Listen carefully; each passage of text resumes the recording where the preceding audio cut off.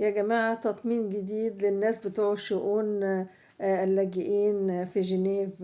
التقى المستشار محمود فوزي وزير الشؤون النيابية والقانونية والتواصل السياسي بالست رئيسة مكتب المفوض السامي لشؤون اللاجئين بمقر المفوضية في جنيف. هي اسمها شهرزاد طادش غش حاجة كده.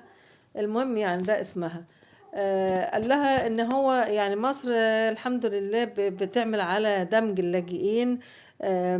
وقال لها كمان ان هم يعني بتعمل ايضا ان هم ياخدوا نفس الحقوق بتاعت المصريين، والخدمات حقوقهم في الخدمات زيهم زي المصريين بالظبط. يعني بس ما قالهاش، يعني ما عرفناش عدد اللاجئين دول كام اللي هم اصلا مصر لحد الان ما قالتهمش، والمفوضيه ما قالتش. كل شويه نقول عدد ونقول رقم، بس طبعا بالتاكيد